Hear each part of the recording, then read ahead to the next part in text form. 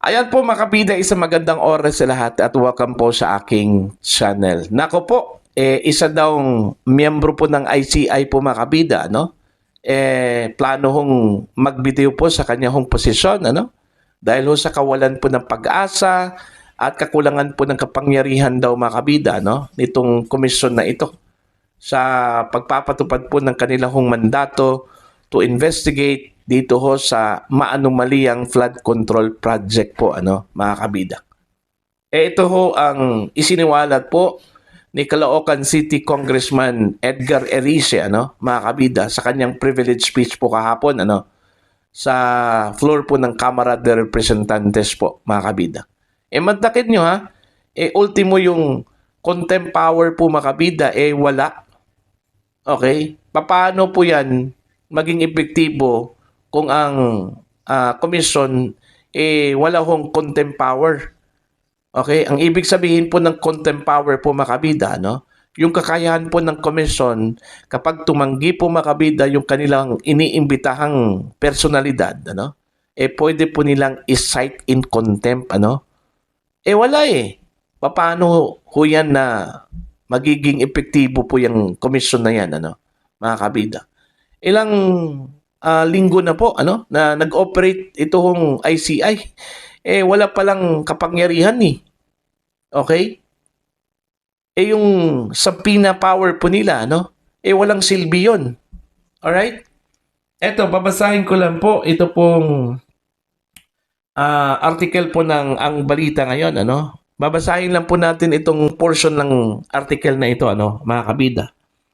Ibinunyag ni Caloocan 2nd District Representative Edgar Erice na isang miyembro ng Independent Commission for Infrastructure o ICI na itinatag sa ilalim ng administrasyon ni Marcos Jr.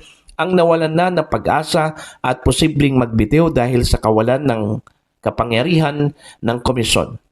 Sa kanyang privilege speech nitong Lunes, kahapon po ito ano, sa Kamara, sinabi ni Erice na nakausap niya mismo ang naturang opisyal ng ICI na dismayado sa mahina at limitado nitong otoridad laban sa mga sangkot sa katiwalian. Ayan.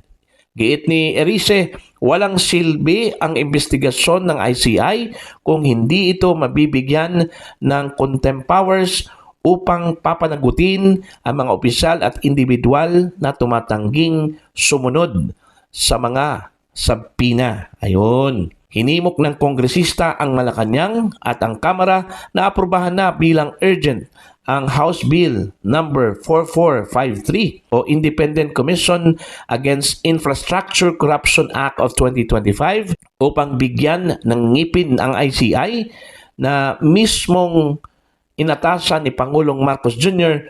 na tumutok sa mga isyu ng flood control corruption at iba pang anomalya sa infrastruktura. Sa ilalim ng naturang panukala, bibigyan ng buong subpoena at contempt power ang komisyon na maaring umabot sa lahat ng mga sangay ng gobyerno at pribadong sektor. Gayon din ng malayang access sa lahat ng record ng gobyerno. Hindi rin maaring harangin ng alinmang hukuman maliban sa Korte Suprema ang mga aksyon ng ICI sa pamamagitan ng TRO o injunction. Sa ngayon, tumanggi munang magbigay ng komento ang ICI kaugnay ng pagbubunyag ni Erice. Ayun. So malinaw po mga kabida, no? Nahinaan po ng loob itong isang miyembro po ng ICI, although hindi po pinangalanan po mga kabida ni Erice, no? Okay? Dahil sa kakulangan po ng kapangyarihan. Itong contempt powers, vital po ito, ano, mga kabida, sa isang investigating body po, ano? Kasi magiging epektibo lang po sila mga kabida kung sisipot ito pong mga lahat po nilang mga imbitadong personalidad, ano po. Okay? Now, paano po makompel ito pong mga personalidad na ito, ano? Lalong-lalo na po itong mga idinawit po mga kabida, ano? Sa corruption po sa flood control kung wala ho silang subpoena at saka contempt powers. Okay? Meron nga silang subpoena. Pwede hong isubpoena nila yung mga personalidad, ano? Pero pwede hong tumanggi yun. Okay? Dahil wala ho silang kapangyarihan to cite in contempt. Yun yung pagkakaiba po, ano, mga kabida, sa ordinaryong investigating body, ano? Kung bibigyan lang po ito ng contempt powers, alright, mas maganda po. Okay? Mas magampanan po makabida ng ICI yung kanila hong trabaho, ano? Ilang weeks na pala. Ilang weeks na po, ano? Simula pong nag-umpisa po itong ICI ho sa kanilang investigasyon. Wala palang contempt powers. Buti po, sinipot po sila, no? Dito ho sa kanilang inimbitahang mga personalidad po makabida. Di ba? Kung nagkataon po na tumanggi, ano? Ito hong kanilang iniimbitahang personalidad. Paano ho nilang ma-extract mga kabida yung mga impormasyon na gusto ho nilang makuha, no? Mula sa kanilang imbitadong personalidad, ano? Walang silbi po, ano, mga kabida. Kaya nga siguro, nararamdaman po mga kabida, ditong opisyal na ito, ano, na parang nagbubulahan lang po tayo dito, Di ba? Parang naglalaro lang po tayo dito, see? Sayang yung effort. Okay? Kaya nga, hindi po maiwasan, mga kabida, no? Meron pong mga speculation, ano, na baka yung pagtatagpo, ano, ng ICI, palang maging decoy para ipakita daw sa taong bayan na meron pong ginawa ito pong Marcos administration para labanan ito pong corruption po, ano, sa flood control projects. Okay? Kaya siguro ito yung isa sa mga rason din, ano, ni Mayor Magalong kaya bigla ho siyang nagbitiw. Maliban po doon ho sa parinig po, ano, ng Malacanang patungkol ho sa kanyang conflict of interest, ano, mga kabida. Itong si Magalong po, veterano na po ito sa investigasyon po, mga kabida, no? Okay? Kaya nga ako, kung ang conflict of interest lang po yung issue, hindi po magbibitiw itong si Magalong, ano, mga kabida. Kasi alam naman po ni Magalong na wala ho siyang conflict of interest po, ano? See? So, kung hindi po ito masolusyonan po, mga kabida, no? Kagaya na lang po dun ho sa panukala po, mga kabida, na gawing urgent yung House Bill po, ano, na isinalang po dyan sa House of Representatives para ho magiging official na po, ano, at para ma-institutionalize po, mga kabida, no? Ito hong pagtatag po ng Independent Commission for Infrastructure, ano? Kasi po, ang disadvantage lang po dito, ano, kung idadaan po natin ito sa panukalang batas, matagal pa po. Kasi dadaan po ito sa proseso po, mga kabida, ano? Kahit na sasabihin po nating urgent matter po ito, ano? Okay? Yun kasi yung proseso, Kailangang magsasagawa muna ng first reading, then second reading, then third reading, ano? Bago po ito ipasa bilang batas. Alright? So, ang effect po dito, mga kabida, talagang madedelay po, ano, yung usad po ng investigasyon. Alright? Yung pacing po, mahina po, ano, mga kabida.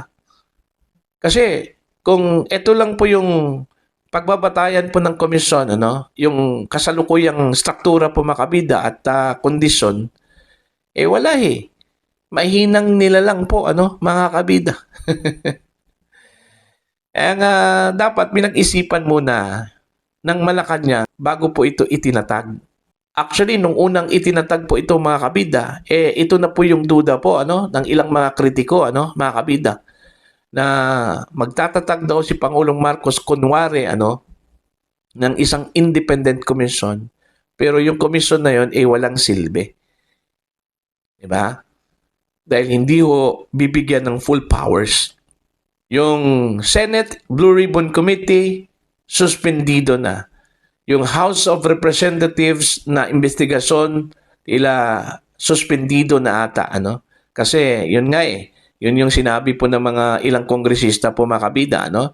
Na gusto ho nilang i-terminate yung kanilang investigasyon to give way dito ho sa ICI.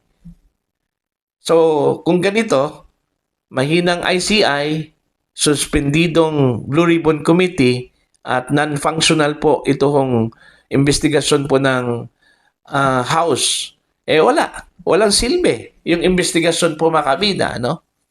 Diba? Oh. So dapat magdasal lang po sila. Ito pong mga miyembro na yung lahat ng mga imbitado po nila dito sa kanilang investigasyon, isusunod po, ano? Kasi kung hindi, wala ho silang magagawa ho dito mga kabida. Ano? Mag-antay po sila kung kailan po, okay, pumunta yung kanila hong inimbitang mga personalidad. Alright? So, yun lang po mga kabida. Okay? Medyo natatawa lang po ako dito ho sa narinig ko mula kay Congressman Erice, ano? Kung hindi po ito masolusyonan po mga kabida, ano? As soon as possible, hindi lang po isa. Okay? Kundi marami po na mga miyembro po ng ICI, ano? Ang baka magbibitiw po sa kanilang tungkulin, ano? Mga kabida, kung hindi po ito mabibigyan po ng solusyon as soon as possible. Okay? So yun lang po. Ano po ang inyong opinion at pananaw ko dito, mga kabida? Please comment down. Sa mga hindi pa po subscriber sa aking channel, please subscribe. Just click the subscribe button, click the notification bell, click all para updated po kayo mga kabida sa aking mga uploads. Maraming salamat po sa inyong lahat.